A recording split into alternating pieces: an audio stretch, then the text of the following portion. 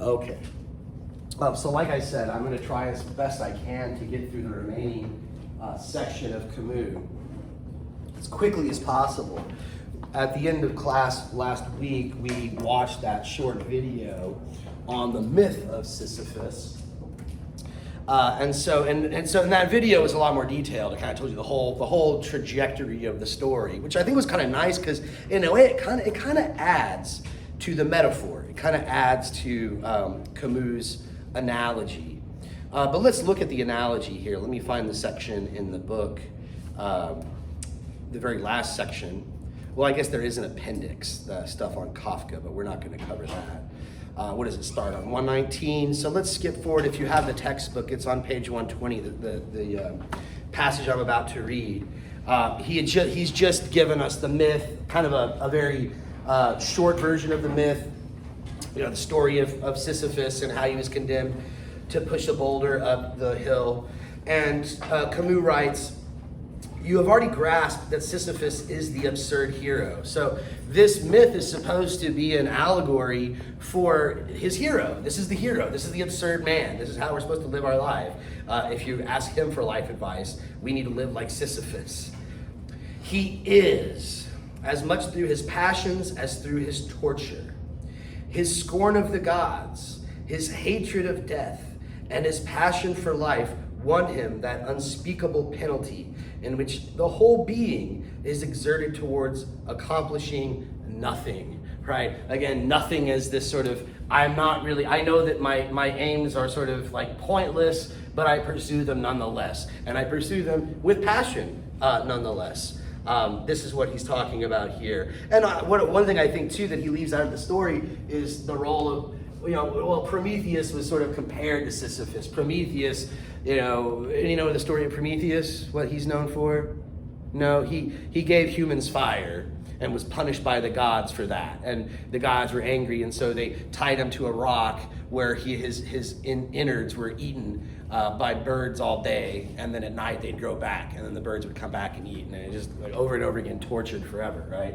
And so Prometheus, when people talk about Promethean being Promethean, something being Promethean, it's sort of it's an act of rebellion against the status quo, right? Prometheus, despite what the gods didn't want humans to have fire, that give them too much power, but Prometheus said, screw that, I like the humans, they're cool, I'm gonna give them fire anyway, and Zeus got really mad. So this is sort of this Promethean rebellion. Remember, for Camus, the absurd is a revolt. It's a constant revolt. So to live an absurd life, to live in the absurd, is to live in revolt. You keep that lesion between self and world alive, even as you engage in the world, right? You don't take things too seriously. Also, in the story, he captures death. Remember, he chains death up.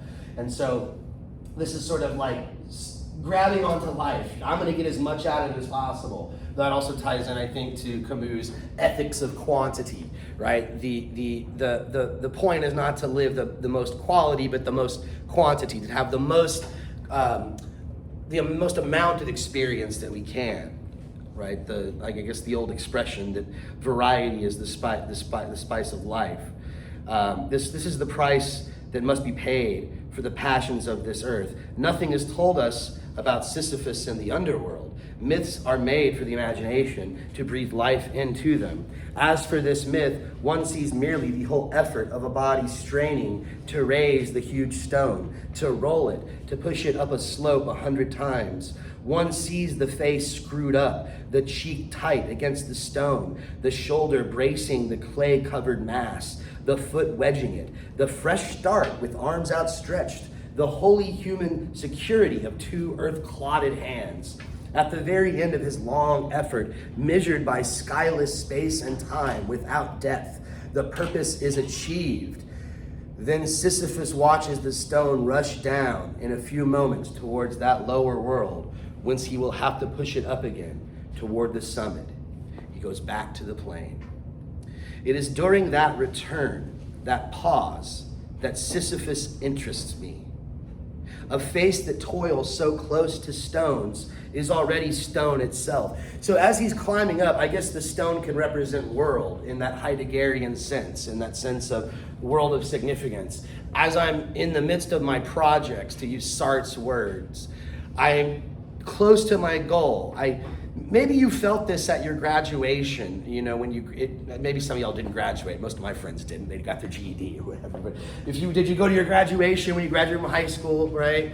There's this sort of feeling, right? This is something I can't believe I just thought of this example, because this is probably much more relatable to most of my students, A lot of you have never had a heartbreak or lost somebody yet. That's good, right? You're young. I'm glad if you have. Sorry, right? I know what it's like. Some of you don't, right? But most of you know what it's like to graduate from high school, a lot of you, right? And it's sort of like there's this feeling of accomplishment. You're like happy, and but then you're like, oh, what next? Oh, crap. You're like, what do I do? Like you had something to do every day, now you have nothing to do, right? This is where Sisyphus is at the top of the hill, right? But as you're at the end, remember how hard your senior year was? I don't know how yours was, but actually mine was kind of a knockoff, I gotta say. I don't know if they still do that, but my senior year was, I think because I was such a bad kid, they just wanted me out of there. Yeah. They're just like, because I remember when I was like a junior, I would skip one class and then they'd call me into the principal's office and give me like a whole week of like in-school suspension or whatever. But my senior year, I remember I never went to the office. I would skip just as much as I always did. One time I skipped they made us take keyboarding class to learn how to type, I guess, and I knew that I didn't need it. I had to get my health credit, so I was supposed to transfer, but I was like, I'm gonna take a week off before I switch my classes. Well, I was gonna switch my class, and then they called me in the office, and they're like, Mr. Ross, why haven't you been to your keyboarding class? I'm like, oh, well, I don't really need it. I need PE instead. And he's like, okay, all right, well, you still shouldn't have skipped class, but we're gonna switch you to health. So next week you start to go to get your half semester or half year health credit. But you gotta take detention. I got like 1 day of detention. I'm like, what? Like I would skip one class and get a week, and now I'm a senior. I think they just they just wanted me out of there. It's kind of like, well, just go. Here's your credit, just go. Right? Here's your little diploma, just go. But again, you have this sort of experience where you accomplish something, so it's like a joyous occasion, but at the same time, it's almost kind of empty. It's almost like the opening scene from The Graduate. Y'all probably none of y'all seen The Graduate. Old movie with Dustin Hoffman, right? He graduates college, and it's like, what do I do? He's at his parents' house, and his parents' friends are there. It's having a pool party, and what are you gonna do? And he's like, I don't know. There's that famous line, the future is plastic, or something like that. This guy gives him his card, wants to hire him in plastics or whatever. So again, it's during the return that Sisyphus interests me. A face that toils so close to stones is already stone itself. When I'm immersed in the world, I lose my sense of self. I'm just immersed in my projects, going to school, doing my thing. I see that man going back down with a heavy yet measured step toward the torment of which he will never know the end. That hour, like a breathing space which returns as surely as his suffering, that is the hour of consciousness. At each of those moments when he leaves the heights and gradually sinks towards the lairs of the gods, he is superior to his fate. He is stronger than his rock. And so even though we feel maybe out of place, the way Heidegger puts it, not at home, unheimlich, right? Unhomelike, uncanny. This sort of feeling of uncanniness. This is when we actually see life in a clear, crystal clear perspective. This is authentic existence for Heidegger. I suppose Camus is making a similar point. If the myth is tragic, that is because its hero is conscious. Where would his torture be, indeed, if at every step the hope of succeeding upheld him? The workman of today works every day in his life at the same tasks, and this fate is no less absurd, but it is tragic only at the rare moments when it becomes conscious. So this is what I don't really get about Camus, because you're gonna get to the end here, and he says, I imagine Sisyphus happy. I only imagine him happy when he's pushing the rock and getting close to the top. I don't really imagine him happy when he's walking back down, He's sort of like, it's like a melancholy, but he's insisting that's not the case. He's insisting, I suppose if you're the absurd man, you're like, cool, I'm gonna get to go do it again, right? And it's always a new rock. I guess that's why the story doesn't quite work, right? Because remember, the Don Juan gets a new woman. It's not the same rock over and over again. It's a different rock. Maybe to try to save his metaphor, he picks the rock up from a different side or something like that. Well, I tried it from this angle, but that wasn't firm enough. Let me try it from this angle. Maybe that'll get a better grip so it won't slip when I get to the top. I don't know. Just trying to help his metaphor here. If the descent is thus sometimes performed in sorrow, it can also take place in joy. So he's answering me now, I guess. This word is not too much. I think it kind of is. Joy, I don't know. This word is not too much. Again, I fancy Sisyphus returning towards his rock.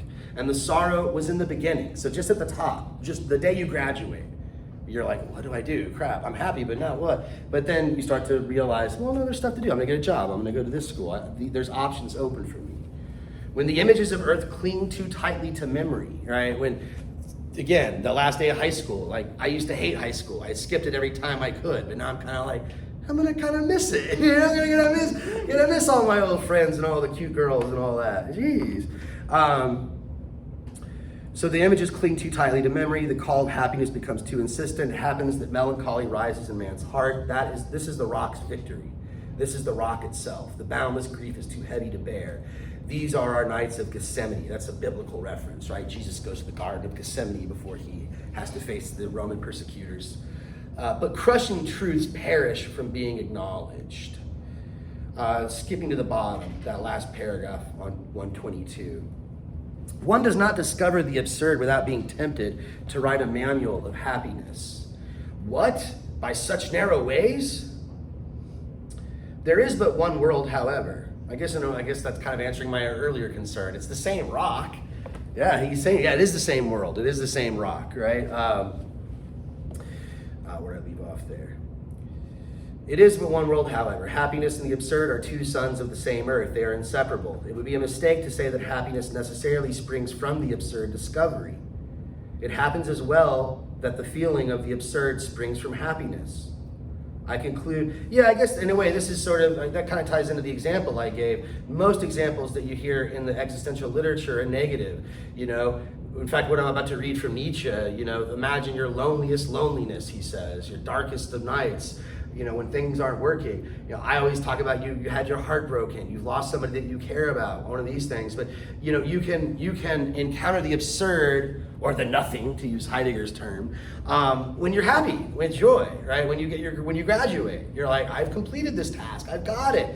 But you're like, but I'm still not complete. Like, geez, there's still more to do, but what is there to do? I don't even freaking know. And now you're in this open, infinite space of uncertainty.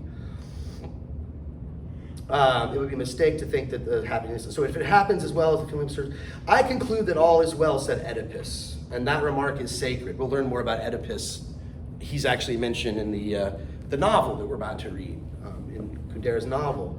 I conclude that all is well, said Oedipus, and that remark is sacred. It echoes in the wild and limited universe of man. It teaches that all is not, as it has not been, exhausted. It drives out of this world a God who had come into it with dissatisfaction and a preference for futile sufferings, right? Not clinging to the eternal, but looking for a new adventure, I suppose, something to conquer. It makes a fate of human matter which must be settled among men. This is, I guess, the humanistic aspect of Camus that I don't think he does enough to explain. I've already complained about this enough, but I think that he doesn't emphasize enough the importance of our relations with others. But since that's such a focus of the book that we're about to read, I'll just sort of shut up and keep it at that. We can always revisit Camus through Kundera. But let's try to get to the end here. Let's read the last few sentences on 123.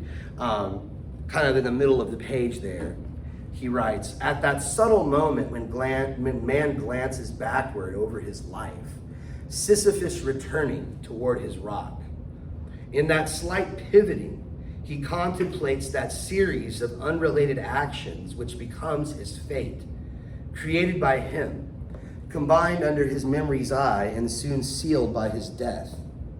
Thus, convinced of the wholly human origin of all that is human, a blind man eager to see, who knows that the night has no end, he is still on the go. The rock is still rolling. I leave Sisyphus at the foot of the mountain. One always finds one's burdens again. But Sisyphus teaches the higher fidelity that negates the gods, the eternal, some dogma that to just blindly follow for the rest of your life. He negates the gods and raises the rocks. He too concludes that all is well. This universe henceforth without a master seems to him neither sterile nor futile. Each atom of that stone, each mineral flake of that night-filled mountain in itself forms a world. The struggle itself towards the heights is enough to fill a man's heart. One must imagine Sisyphus happy. Right, so again, he's imagining this character, which I suppose is represented a bit in the myth, at least the way it was presented in that video we watched. This guy was, I grant you, he's kind of seems like a sly, cunning, almost, I don't want to say sleazy. I guess he did kind of use his wife to get his life, right? He sort of lied to her and about the funeral and all that. But he ran off with her, he didn't screw her over. But this sort of holding on to as much life as he possibly could. I was trying to read into that metaphor for Ares, though, because remember when Sisyphus chains up death, Ares comes to help him. And Ares is the god of war. So Ares is really pissed off because no one's killing each other, or no one's dying. They're fighting, but they're not dying. And he's like, there's no fun in war if there's no death. So he's got to get death back, right? So maybe there's something about Sisyphus, I'm trying to read into the metaphor some more, that's kind of like anti-war, right? That he's sort of, because the absurd man doesn't take himself so seriously, he doesn't have to sort of fight and strive and negate others, right? If he fails, it's fine, right? But if you're living for what Camus calls the eternal, this notion of something otherworldly beyond yourself, right? That's not concrete like the stone, right? He asks us to find meaning not somewhere else, not in nostalgia or the eternal, but meaning in the here and now, in our life, in our experience. I guess hence the metaphor or the image of the boulder is so appropriate, right? And forget the gods, I want the earth, right? And that's where I'm gonna get my happiness. On the other hand, as I've been saying this whole time, and I'm probably saying it so much you're tired of hearing it, is this really great advice? Even though I feel like I kind of follow it, and I'm a bit of an absurd man myself, when I think about it, I kind of came to this realization a couple weeks ago when I was talking to my friend. We were an old friend of mine, and we were just kind of looking over our lives and contemplating. Neither one of us had kids. He just got married a year ago, and I'm just like, what is there? And I was trying to explain sort of my, how I saw my life and what my game plan was, and how I'd kind of given up on dreams and all these ideas of finding full-time employment and having a career or starting a family. And I'm just here to have fun. I'm just gonna try to get as much amusement out of life as possible. I'm just when I was saying that to him, I'm like, holy shit, I'm sounding like Camus, oh crap. I'm over here criticizing him 2 days ago in my class for being this is not right, this is horrible advice, and I'm living his advice. But I still think that my criticisms are valid, because I think I'm kind of a weirdo, right? I think most people kind of they're more like a Kierkegaard. They need something, sort of some guiding compass, right? Some moral compass that's unchanging, unwavering. But in a way, I think Camus got a point. That is a setup for failure. Unless you live a completely naive life and you're lucky, your little bubble is probably going to get burst somewhere along the way. But this brings us to Viktor Frankl, because Frankel, I think, Viktor Frankl, he wrote a book called Man's Search for Meaning. I mentioned it in other earlier lectures. We were supposed to read some selections from it, but because we missed class and we're kind of behind schedule, this is all we're going to get. I've got a few quotes on my computer here that I'm going to read. But in a way, there's something that Frankl agrees with that Camus is pointing to. What Camus calls the absurd, what does Frankl call it? It's the modern neurosis, the collective neurosis. So let me read. This is a passage from his book, Man's Quest for Meaning. In fact, I'll try to get the projector to come on. It might take a while. But there's about 3 quotes I need to read here, so I'm going to shouldn't take too long. This quote here, again, the first part, I guess, it's sort of in keeping with the existentialist, Camus, Sartre, Heidegger, etc. But his response to what he calls the collective neurosis is quite distinct. Wow, you cannot see that at all, can you? Let's see if that's, yeah, there we go. Okay, so every age has its own collective neurosis, and every age needs its own psychotherapy to cope with it. The existential vacuum, that's actually the term, the existential vacuum. That's the absurd, the nothing, nausea is what we feel, says Sartre, when we're in this vacuum. The existential vacuum, which is the mass neurosis of the present time, can be described as a private and personal form of nihilism. Right? Nihilism, remember the view that nothing has value, nothing matters. For nihilism can be defined as the contention that being, all that is, has no meaning. As for psychotherapy, however, it will never be able to cope with this state of affairs on a mass scale if it does not keep itself free from the impact and influence of the contemporary trends of a nihilistic philosophy. I'm assuming he has the philosophy of someone like Camus in mind when he talks about nihilistic philosophy, because he goes on, he says it represents a symptom of mass neurosis rather than its possible cure. So, he thinks that, Camus is not solving the problem, he is just embracing the problem, right? And maybe Camus would say, yeah, but it's not a problem. It's only a problem because you make it one, right? You have this yearning. All of us do. There's a human yearning for what Camus calls nostalgia, and you need to just learn to live without it because it's just always going to disappoint you. But I think what Frankel says is no, that's never going to be the right answer. First of all, there's a danger inherent in the teaching of man's nothing butness. I don't know if that's supposed to be nothing butness. Nothing butness or nothingness. There's a danger inherent in this teaching. Maybe this is not fair, but I'm assuming he's probably got someone like Camus in mind. The theory that man is nothing but the result of biological, psychological, and sociological conditions and the byproduct of heredity. That's not exactly Camus. That's definitely not Camus. He, I think, would allow for more freedom. That's more of a fatalist view.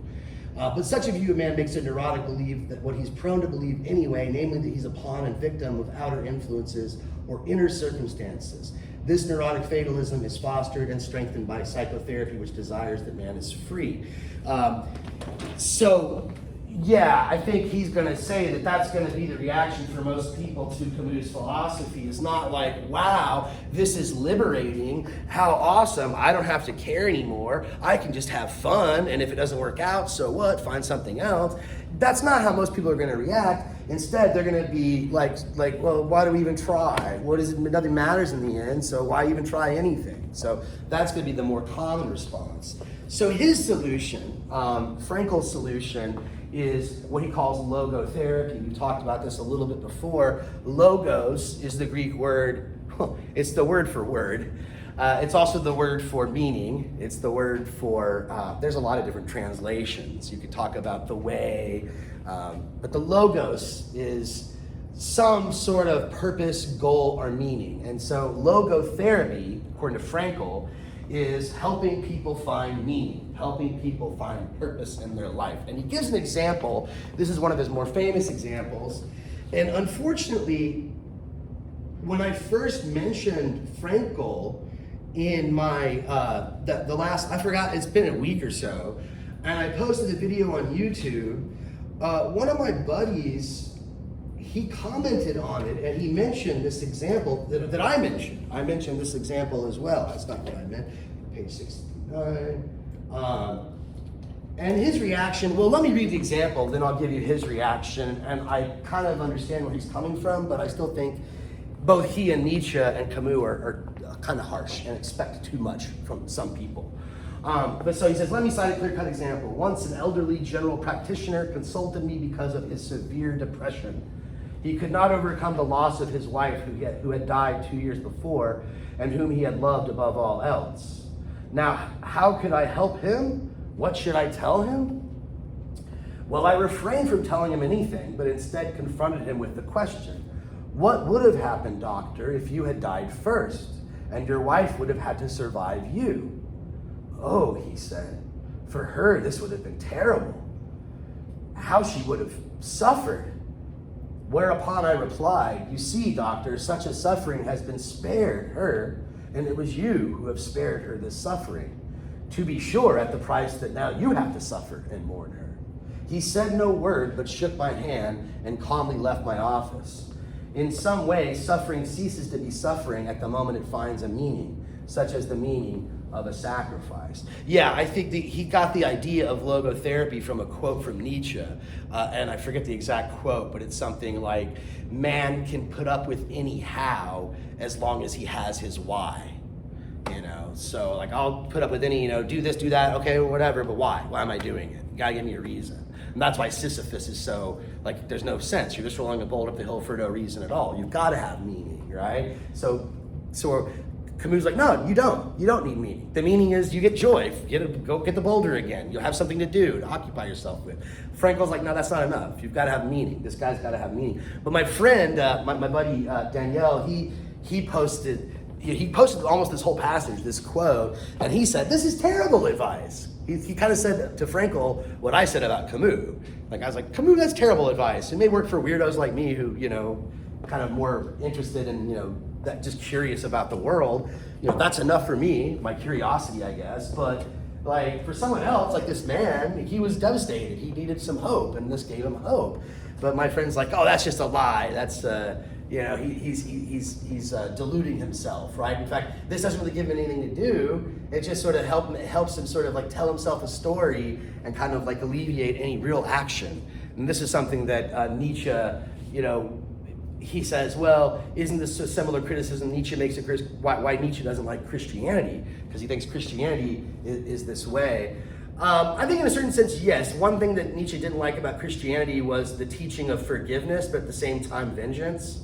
He thought that was sort of like a sly, the idea, oh, we love our fellow man. Oh, but Jesus is going to come back and kill all you evil, naughty people that don't like. It's like, wait, I thought you were forgiving and loving. So Nietzsche thought it was sort of disingenuous, and also he thought that it was a sort of fantasy. But that's not to say that he didn't think it was good, all completely bad. For Nietzsche, there's really no, I don't know, maybe there's some things where there's a clear-cut answer, but for Nietzsche, there really isn't a clear-cut black and white answer to most questions. So to say that Christianity was bad or good is wrong. For him, maybe there's aspects of it that were good and some that were bad. Truth be told, though, the stuff that he would say is good about it probably would offend most Christians. So we're going to talk about Nietzsche in a little bit here, right? But I think Nietzsche, in a way, is kind of in the middle between Camus and Frankel, right? Frankel is saying, look, just come up with some story to tell yourself, whatever helps you sleep at night. Camus is saying, don't do that, because eventually the absurd will rear its ugly head. You're never going to be able to hide from the absurd. Eventually, you're going to be disappointed, and it's not going to work, and you're going to come back to square one again, and it's either going to be suicide or some other bullshit story you're going to tell yourself. Let's just nip it in the bud and accept the absurd and live the absurd, right? So that's Camus. Frankel's like, screw that. Let's make up a story and stick with it, because that works, and that's therapeutic, and that's good for a healthy life. We all need our logos. And Nietzsche's kind of in the middle, I would say. I don't know, he's somewhere else, right? He seems to think, yeah, illusion is good, but not all illusions are equal, I suppose, right? Some illusions are better than others. In a sense, though, maybe he's on board with Camus, in a sense. I think Camus, who lived much later than Nietzsche, who was writing half a century later, Camus identifies with Nietzsche. I'm not so sure how much Nietzsche would identify with Camus, but I think the part about Camus where it's like, well, I'm stuck here, I exist, might as well make the most of it, that's a very Nietzschean sentiment, right? Just make the most of it, make the most of your existence, constant self-overcoming, right? But when it comes to the meaning of life, there's one last passage I want to read here from Frankel. I think they're all kind of in agreement on this, whether you're Camus or Nietzsche or Frankel. I think they all kind of agree. Let me read the passage before I make that judgment. I read it earlier this morning, and nothing jumped out at me that seemed contradictory to Camus or Nietzsche. So what does Frankel say the meaning of life is? There really isn't one, is kind of the answer, right? He says, I doubt whether a doctor can answer this question in general terms.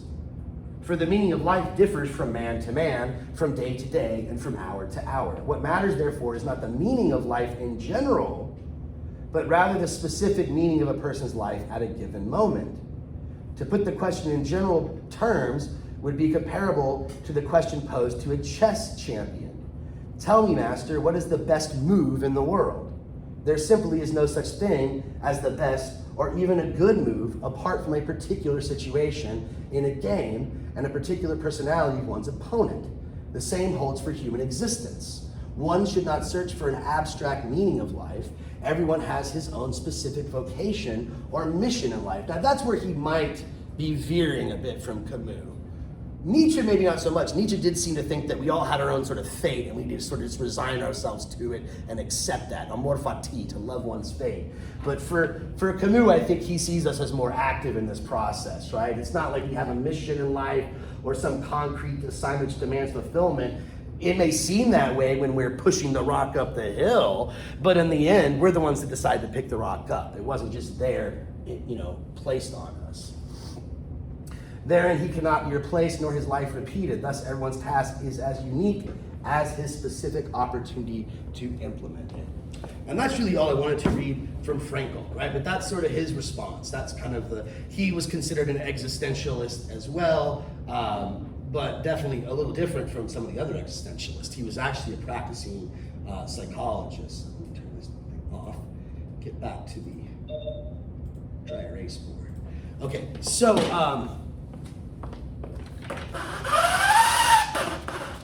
now we turn to Nietzsche.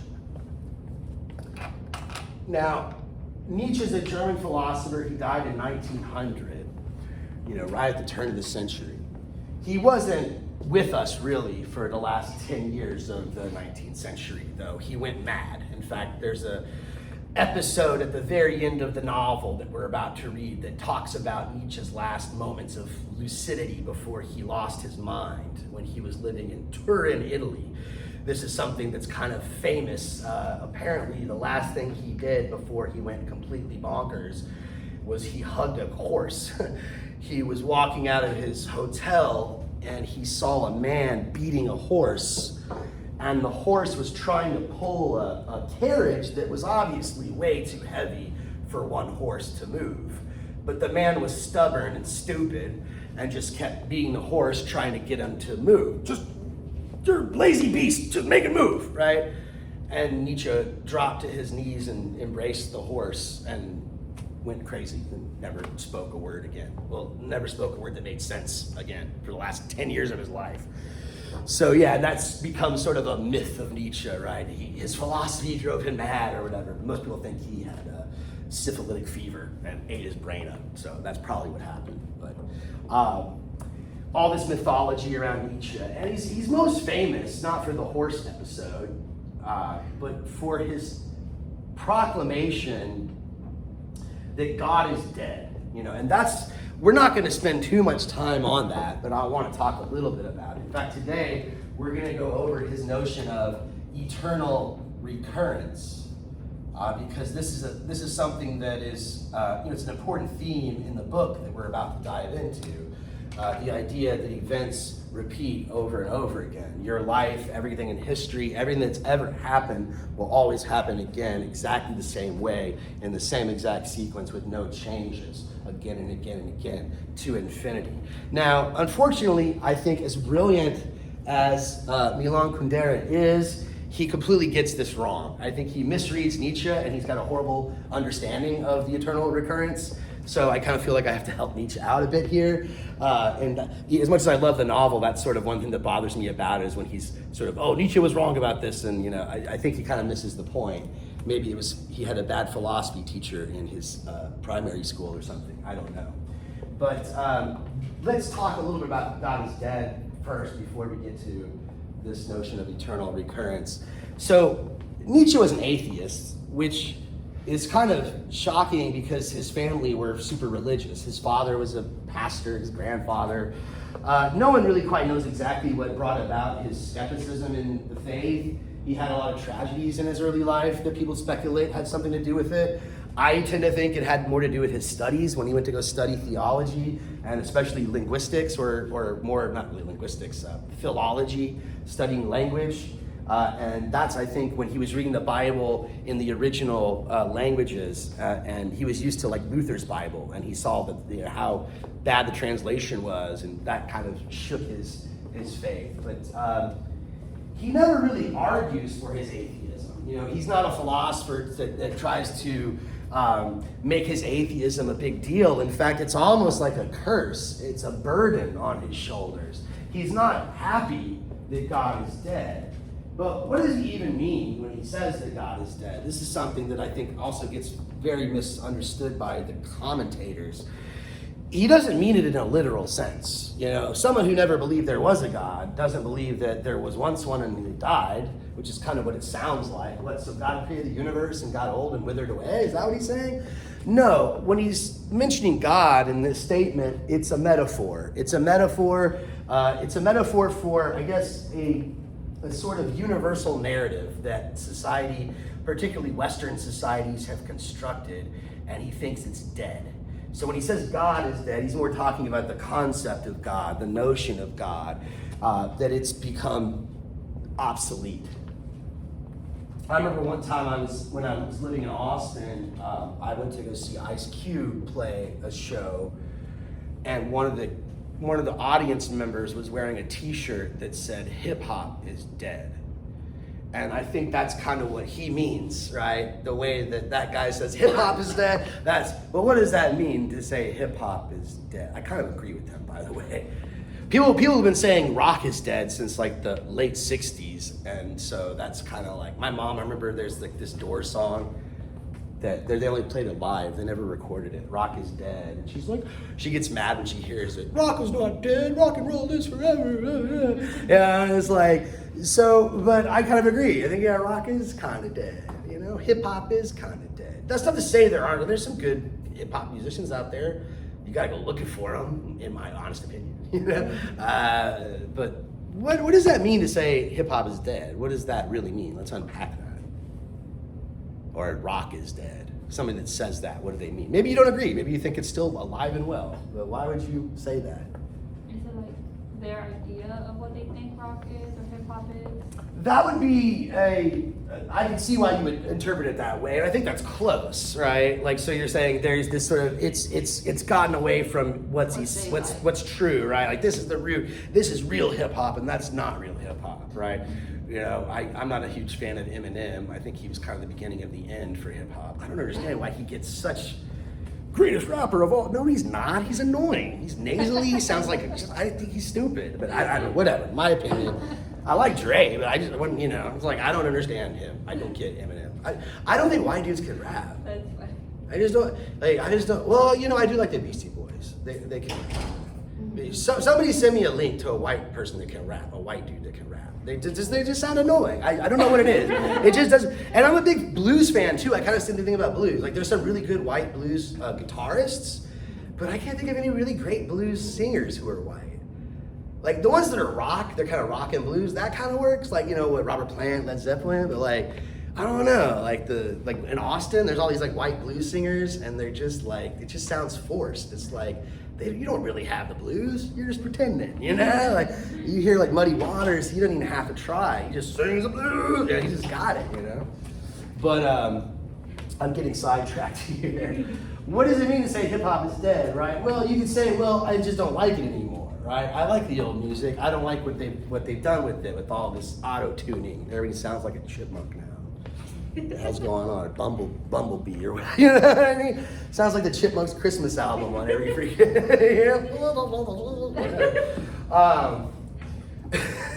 Sorry, had a little too much fun with this.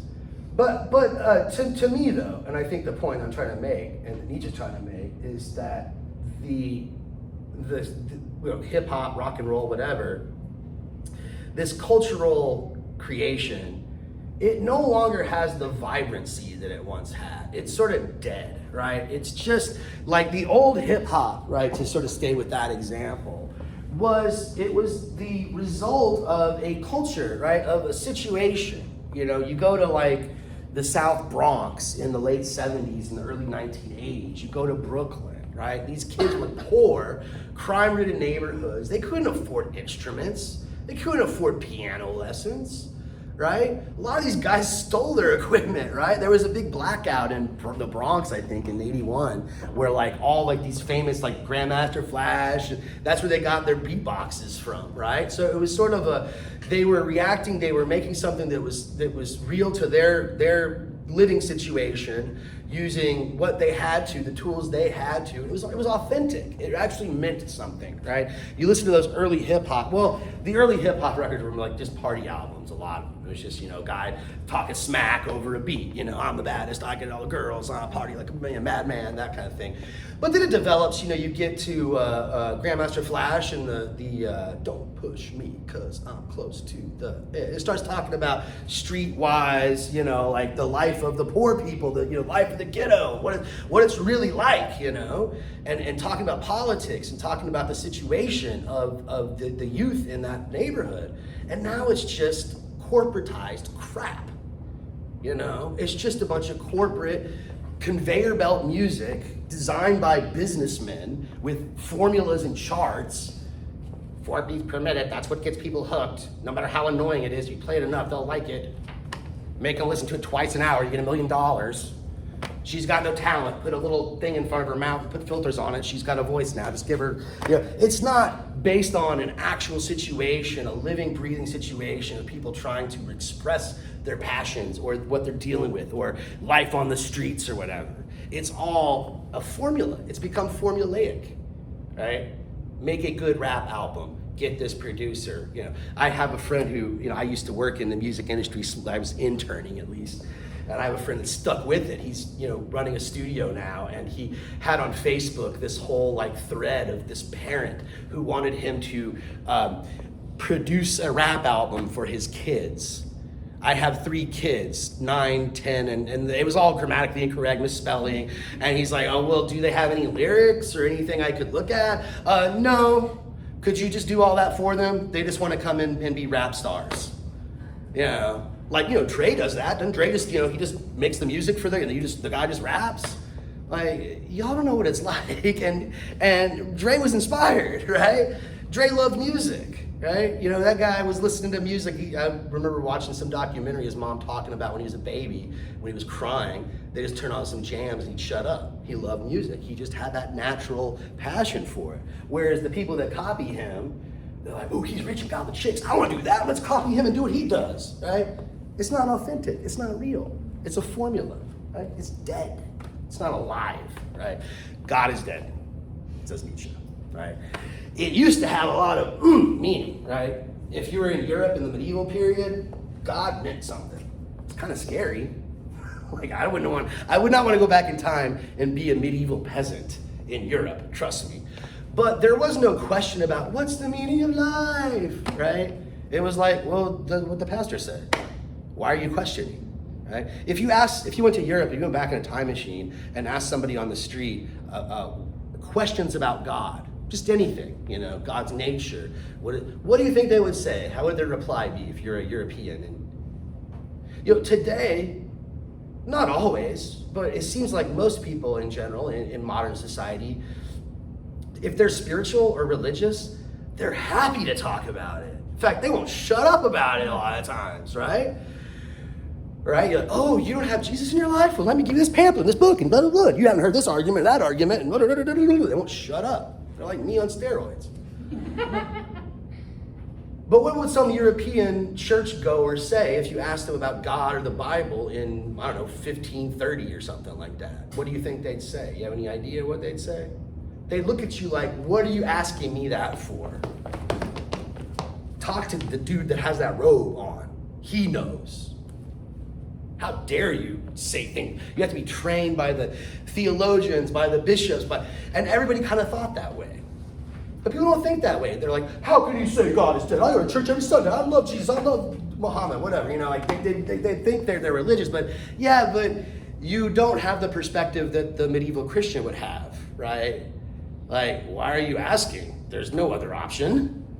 Right? And if you say there is, then you must be an evil devil Satanist or something, or the demon or something like that. But now there's something liberating about this, Nietzsche acknowledges. Now there's no universal narrative that kind of hangs over Western culture telling, follow this or be persecuted, that's liberating. It gives us a freedom and openness to life, to value what we want. But at the same time, it's also overwhelming because it's a territory we've never been in. There's this sort of freedom that is, okay, now what do we do? We've been used to, the king, the politicians, the church leaders, they just force feed us the meaning of life. And now we're told, it's up to you, or we're told, this is what happens after God dies. For Nietzsche, it's going to be chaotic. You're going to have 2 centuries, he said, 2 centuries, the 1900s and the century that we're currently living in, that are going to be the most chaotic in all of human history, he claimed. There'll be more violence and more death and more bloodshed because it's now that God is dead, there's a gaping hole, a vacuum, I guess what Frankel called the existential vacuum of modernity that needs to be filled up. So there's a war of ideas going on, political ideas, spiritual ideas. We're bombarded by it. We're almost like at a buffet table of ideologies, right? Before, you were force-fed, only one item on the menu, right? You're born in Europe, Christianity. You're born in the Middle East, Islam, right? That's it. No. But now we live in a world where it's like, which one do I want? Not only can I choose Islam or Christianity, I can choose now I know about Hinduism and Buddhism and Shintoism and all the 20 different forms of Christianity and the 2 or 3 different forms of, so it's overwhelming. Right? So what we turn to is this sort of nihilistic despair. We give up hope, or we find some dogma to latch on to find comfort in, right? What Camus called the eternal, or this need for nostalgia, right? We become dogmatic slave to some ideology, but it's too late, says Nietzsche, right? That's over with. We're kind of fooling ourselves if we do this. In a way, I think there's some parallels between him and Camus on this. Once God is dead, you can't bring him back. Once the genie's out of the bottle, you can't put it back in. So we're sort of in self-denial as a culture. He was kind of optimistic, as dark and bleak as this all sounds. He was kind of optimistic that on the other side of these 2 centuries, that we as a species might emerge as something greater, as something stronger. This is his famous notion of the Übermensch, right? The overman, the overhuman, above human. But there was also equally likely possibility that we would become very pathetic, right? He thought that we're basically at a crossroads here, and we're either going to go down the more difficult path where we take a hold of our responsibility to create our own values, to sort of, in a sense, become our own gods, or we're going to come down this other path where we just blindly hold on to whatever dogma comforts us, and we become mediocre and weak and passionless, the last man, as Nietzsche describes us, right? Pathetic, just looking for amusement with no passion, just sitting there blinking and blinking and just streaming and streaming, right? This is sort of the last man, I suppose, the Wall-E scenario. If you've ever seen that movie from Pixar, you ever seen Wall-E? The people are just sort of, that to me, that's sort of the last man for Nietzsche, right? They're just, well, what do we do now? Okay, I guess, that kind of thing. Is dogma religion? Well, the word originates. It's a religious term. But the way we use it today is much broader, right? So I think it actually did originate in the church, right? The church dogmas, that the word, it was, like in the Catholic Church, which used to just be the church before it split off, but the church, the old church that goes back to St. Peter, as the tradition teaches, they had dogmas, like the Trinity. The Trinity is a dogma, the communion, reenacting Last Supper. Those are dogmas, and what that means is you believe them without question. Right? You believe them without any reasoning or any questioning, and you just hold on to them blindly. Right? Some people you get into a discussion with people, sometimes they get dogmatic, and they just won't listen to you at all, no matter what. They've made their mind up, right? You start explaining to them, well, here's some evidence. You gotta, close my eyes, shut my ears. I don't want to hear it. Stubbornly dogmatic, right? So that's the reaction, I guess, in this existential vacuum. We turn to dogmatism, right? We look for there's a million of them out there. Turn on your freaking computer and surf the internet. You see all these self-help gurus that are trying to teach you the secrets to business success, the secret, what is it? The power of positive thinking, all this sort of stuff, right? I know what's missing in your life. just buy my course online, $9.95, just $2,000, you'll be a millionaire. Come on, you can do it. That sort of thing. Finding some answer. Maybe it's in business success, maybe it's in love, maybe it's in religion, but it's a sort of something you don't really think about critically. You don't arrive at it through some sort of, understanding of it and some sort of appreciation for the beauty of it, but rather it's just it's a shield almost in a way. It's a mask or a shield that you use to sort of prevent yourself from actually facing the absurd, as Camus would say, or the nothing, or, that sort of thing. So, well, for Nietzsche, his answer to this was complicated. In his earlier works, he seemed to think that the artist, and he uses the word artist in a very broad sense, it's not just like artists like we think. Like he thinks even philosophers are artists, scientists are artists. They come up with hypotheses and views of the world and test them, and that's an art or a skill. They're creative in that sense. He thought the artist was what's going to help us, right? That we have these two drives to be sort of animalistic. This is kind of like Kierkegaard. We want to be animalistic, we want reason. And so we got to blend those two, right? There's this sort of, I guess the need for art and fantasy is in the Judeo-Christian tradition, and the need for order and sort of power and reason is in the Greek and the Roman tradition. And we've got to sort of put those together because that's where we're at historically. We've got to that's why his book is called The Gay Science, right? What does that mean? What does the word gay mean? In 1860, what does gay mean in 1860? Happy, joyful, right? So those two words, joyful and science, seem kind of like contradictory. Science is dry, it's just factual, descriptive, there's nothing passionate or joyful about it, but he wants to merge those together. That's kind of his solution. He thinks that previous philosophy in the West, since Plato, has said no to life. This life sucks. You gotta wait till the afterlife. The body sucks, the physical sucks, the spiritual, the intellectual is higher. And Nietzsche's like, that's a no-saying philosophy. That says no to life. I want a philosophy that says yes to life. And he was, in a large sense, you could see Nietzsche as an anti-metaphysical thinker. What do I mean by that? Well, what does metaphysical mean? What is the word metaphysics? What are metaphysics? If something's metaphysical. Well, in philosophy, we usually define metaphysics as the study of reality, what is real, or what exists, right? The nature of reality. So a metaphysical theory deals with the fundamental nature of reality. Plato is a very metaphysical thinker. Plato, the Greek philosopher, believed that this world, the physical world, again, it's deficient, it's changing, it's ugly, it's chaotic, but he thought that there's another higher realm of forms that's eternal, unchanging, and there are forms like the form of justice, the form of good, the form of beauty. And these ideas, these eternal ideas, exist outside of time and space in what some people jokingly refer to as Plato's heaven. And so he creates this higher world that he thinks explains and is the cause of this lower world. That's his metaphysical theory. Well, Nietzsche, he's at sort of, again, late 1800s. Darwin has already sort of started to take hold. He's anti-metaphysics. In fact, most philosophy, since David Hume, since like the late 1700s, it becomes less and less metaphysical. Philosophers try to stay away from metaphysics, right? Like, how can we ever prove these things? Let's just forget about metaphysics. That's kind of joke philosophy. It's based on superstition. It's based on religious prejudices. So let's just stop doing metaphysics. And so Nietzsche is, like I said, an anti-metaphysical philosopher.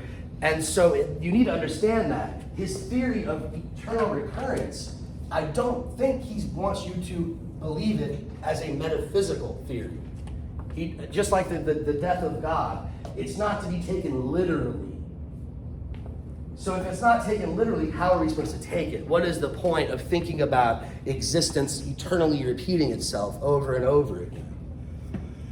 Well, let's read the passage where he first introduces us to this concept of eternal recurrence, and then we'll try to see if we can, just by reading this, get a better grasp of what he's got in his mind. Now, the name of the section, it's called The Greatest Weight. And that's Das größte Schwergewicht in German, right? The greatest hard thing on your shoulder thing. I don't know, it's hard to really translate that literally, right? The greatest weight is what it's translated in English. So the idea is that if we accept this as truth, even, again, for Nietzsche, he's not saying it is, but if we pretended it was true, that our whole life repeated over and over again with no difference, everything we've ever done, we have to do it again, and it won't change, every single thing, no detail. If we actually believe that it would be a burden, it'd be the greatest weight on our shoulders. So how does he explain? It doesn't really explain that well, but let's at least read the passage, and I'll try to explain. So he says, what if some day or night a demon were to steal after you into your loneliest loneliness and say to you, this life as you now live it and have lived it, you will have to live once more and innumerable times more. And there will be nothing new in it, but every pain and every joy and every thought and sigh and everything unutterably small or great in your life will have to return to you, all in the same succession and sequence. Even this spider and this moonlight between the trees, and even this moment, and I myself. The eternal hourglass of existence is turned upside down again and again, and you with it, speck of dust. Would you not throw yourself down and gnash your teeth and curse the demon who spoke thus? Or have you once experienced a tremendous moment when you would have answered him, you are a god, and never have I heard anything more divine? If this thought gained possession of you, it would change you as you are, or perhaps crush you. The question in each and every thing, do you desire this once more and innumerable times more, would lie upon your actions as the greatest weight. Or how well disposed would you have to become to yourself and to life to crave nothing more fervently than this ultimate eternal confirmation and seal? So again, he wants us to imagine some demon showing up to us in our loneliest of loneliness. Again, this is maybe when we're encountering the absurd, as Camus would put it. I always tell my students when I teach this in my intro class, I don't teach this anymore in my intro class, but when I did, I would just tell them, imagine the most depressing country and western song you've ever heard. But country and western is dead, so that's kind of a bad analogy. Most country is just pop music with a country accent nowadays. But go back in the 70s and listen to some old Hank Williams, What's that one? Is it David Allan Coe? Where he's like, I got out of jail today, my truck wouldn't run, my mama died, and I'm drunk, Like, it's like everything that bad could happen, it's like the worst country song ever, I think is the name of it, or something like that. And, just imagine that. You had the crappiest day in your life. It was the worst day. You're so stressed out. You're so, at the end of your rope. And this demon shows up and says, hey, guess what? You got to do this again. And again. And again, and again, and again, and again, and again, and again, forever. How would you react? Nietzsche thinks most of us, the lives that we live, the way we live our lives, most of us would say, screw you. That sucks. You mean I got to sit through this freaking weird philosophy professor's lecture again? Right? I got to take Calculus 1 again? Right? I had to take Calculus 1. Didn't even need it, right? What was it all for, right? Why, right? Why are you sitting here? Couldn't you? It's a beautiful day outside. Enjoy the beauty. Why are you listening to this crazy nutty professor ranting about Nietzsche, right? These are the questions that you would ask yourself, I guess, if you took this question serious, if you took this proposal serious. How many of us live a life that we would want to watch as a movie? If your life was a movie, would it be that interesting that you'd even want to watch it once or twice? How about an infinite amount of times? Right? So for him, this makes every moment precious. This is why I think in the book, he gets it wrong, right? He kind of craps on Nietzsche and says it does the opposite, that it gives you, because I think he misses that point. It's always the same, right? In the book, he assumes, you get to try it over again and do a different thing than that. No, you're stuck screwing up again. Right? So if you screw up, make sure you do it with style. Right? Do a way that, then there's a lot of parallels with Camus here. Right? Have some fun, make it interesting, get as much out of it as possible. But again, take hold of your life, I suppose. Most of us sort of just float through it without thinking. If we were thinking, we had to repeat it again and again. This is also, I guess, in a sense, it's anathema to the Christian theology. Again, he's not a metaphysician. He's not proposing this is real. I think a lot of people think he does, and they like, dude, have you read him? Have you read him? I think he's not saying it's literally true. I think, well, to be fair, he did write in one of his unpublished notebooks, he wrote some crazy theory of how it could be possible, like if the universe had a finite amount of particles in an infinite amount of time, that only a matter of time before they all repeated or something like that. But it was some sketch in a notebook. He never published it and put it forth in one of his. So I don't think it's supposed to be thought-provoking. You're supposed to think about it. And like I said, it's anathema to the sort of Christian or Judeo-Christian and Muslim theology of the Alpha, the Omega, right? Because with the Alpha and the Omega, you've got the beginning. There was nothing. And from nothing, from chaos, came God's order, and then there was the final judgment, and all things were resolved in justice, and all the bad guys got, they're going to get punished, and all the good guys will be rewarded. There's a resolution. But with this, there's no resolution. You're just a speck of dust in an hourglass, falling through, time, and then when it's all over, the hourglass turns over, and you with it, speck of dust. It seems to make your life completely insignificant.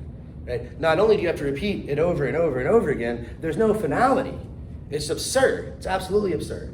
But for Nietzsche, the individual that could say yes to the eternal recurrence, right? That's the individual that is, I guess, primed to live without God, right? To be the overman, right? To accept the death of God. And maybe this is not so hard to do, right? Butters can do it. You ever watch South Park? Butters is one of my favorite characters. I love Butters.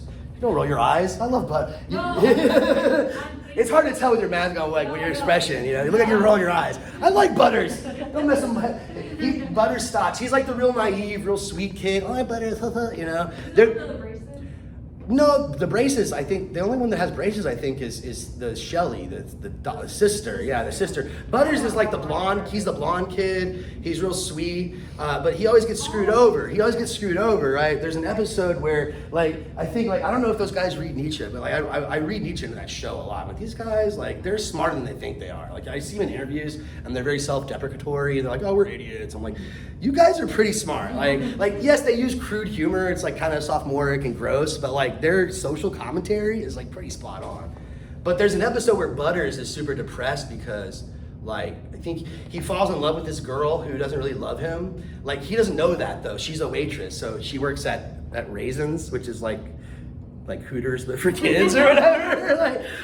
It's the Raisins episode. Have you seen this? It's an old one. It's third or fourth season. But so he goes to Raisins, and the waitresses are all flirty and hey sweetie, hey honey. He's like, oh, I'm your honey, I'm your sweetie. He thinks that she is his girlfriend, so he starts going there. He's her regular, starts buying her, giving her good tips, and then one day she realizes that he thinks that she's his girlfriend. She's like, I'm not your girlfriend. He's like, what? We're breaking up? Oh my God. So he's really depressed. He's really sad. And so he joins the goth kids, right? Or the nonconformists, I think is what they call them. But they're goth, right? They're all black with the black eyeliner, And so that's the episode where Butters turns goth. Or no, sorry, he doesn't. He doesn't turn goth. Stan turns goth because Stan's, his girlfriend dumps him. He actually does have a girlfriend. I forgot her name, but she dumps him for real. And so Butters is walking by the goth kids, right? And he sees Stan, and no, they're walking by him. He's crying. You can tell it's been a while since I've seen this episode. He's sitting on the street crying. So it's his loneliest loneliness, right? He just got dumped by the waitress. Not really, but that's what he's thinking. So he's sitting there crying, and the goth kids walk by, and Stan is now amongst their ranks. He's a goth kid too. And he's like, what's wrong, Butters? Why are you so sad? Why are you crying? What's wrong? And he's like, oh, I'm just got my heart broken. My girlfriend left me and I'm sad. And he's like, oh, that sucks, man. I know what it's like. My girl just left me too, but don't worry about it. It's all right. You can just come with us. We're, join the goth kids. We're on the way to the cemetery to read poems about how much we hate life. And Butter says, no, that's okay. I actually love life, you know, and I kind of get choked up because it's so beautiful. Because Stan freaks out. He says, "What the hell are you talking about? How can you say you love life? You just got your heart broken. Don't you feel like crap, you know?" And Butter says, "Yeah, maybe this is stupid, and it doesn't really make sense, but in a way, I'm kind of glad that I'm sad right now. Because that means that I cared about something, you know, that I really loved something, you know, and that matters to me." Yeah, I know. It's so beautiful. You know, and Stan was moved by that. He leaves the goth kids. He's like, "No, you're right. These guys are idiots." You know, he's like, "You're right."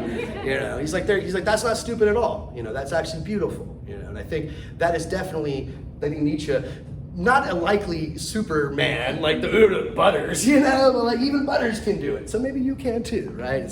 What's the expression? It's better to have loved and lost than never loved at all. I guess sort of Nietzsche never said that, but he would probably definitely agree with that sentiment, right? So again, eternal recurrence is, you know, yes, I had a shitty day, but it's okay because that's what life's for. I have passions. I have things that give me focus and love, and the price of that is to be hurt sometimes.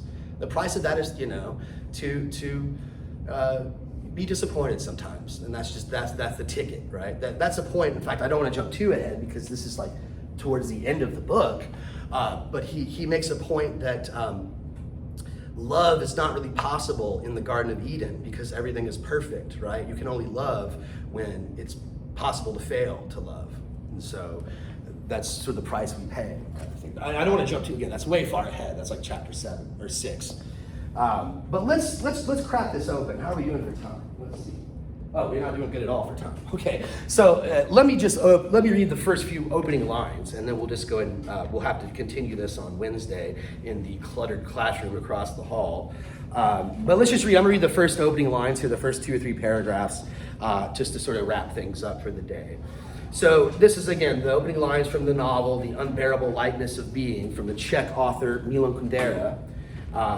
And he writes, "The idea of eternal return," so he calls it return, not recurrence, but whatever. "The idea of eternal return is a mysterious one, and Nietzsche has often perplexed other philosophers with it.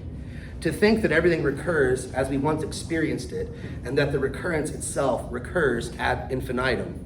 What does this mad myth signify? Putting it negatively, the myth of eternal return states that a life which disappears once and for all, which does not return, is like a shadow, without weight, dead in advance. And whether it was horrible, beautiful, or sublime, its horror, sublimity, and beauty mean nothing. We need take no more note of it than a war between 2 African kingdoms in the 14th century, a war that altered nothing in the destiny of the world, even if 100,000 blacks perished in excruciating torment. Will the war between 2 African kingdoms in the 14th century itself be altered if it recurs again and again in eternal return? It will. It will become a solid mass, permanently protuberant, its inanity irreparable. If the French Revolution were to recur eternally, French historians would be less proud of Robespierre. But because they deal with something that will not return, the bloody years of the revolution have turned into mere words, theories, and discussions, have become lighter than feathers, frightening no one. There is an infinite difference between a Robespierre who occurs only once in history and a Robespierre who eternally returns, chopping off French heads. Let us therefore agree that the idea of eternal return implies a perspective from which things appear other than as we know them. They appear without the mitigating circumstances of their transitory nature. This mitigating circumstance prevents us from coming to a verdict. For how can we condemn something that is ephemeral, in transit? In the sunset of dissolution, in everything is illuminated by the aura of nostalgia, even the guillotine. Not long ago, I caught myself experiencing a most incredible sensation. Leafing through a book on Hitler, I was touched by some of his portraits. They reminded me of my childhood. I grew up during the war. Several members of my family perished in Hitler's concentration camps. But what were their deaths compared with the memories of a lost period in my life, a period that would never return? This reconciliation with Hitler reveals the profound moral perversity of a world that rests essentially on the non-existence of return. For in this world, everything is pardoned in advance, and therefore everything cynically permitted. Now again, I think he completely misunderstands Nietzsche here, right? But I still don't care, because I think what he does with this is pretty cool, right? So the idea is that, if it occurs only once, it's more special, right? I don't really think that's what he's trying to say. It only occurs once. Sorry, it's actually less special is what he's trying to say here. If it occurs over and over again, it gives it more solidity. But the fact that life is so transitory and every moment just happens once and then it's gone forever and actually, never really changes, right? That's what things really are. If it were the eternal return, that wouldn't be the case. We could try it over and over again. Of course, that's not Nietzsche's theory says.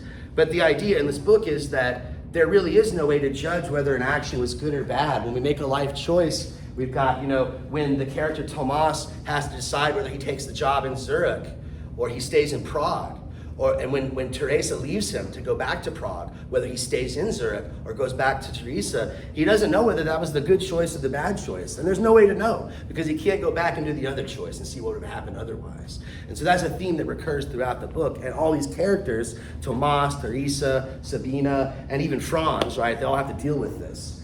So too much to cover. I don't want to go any further than that. But please, if you haven't already, read part 1 of this book and read also as much of part 2. Try to finish part 2 by Monday. Part 1 and part 2 are pretty much identical. They're like every chapter kind of focuses on one character more.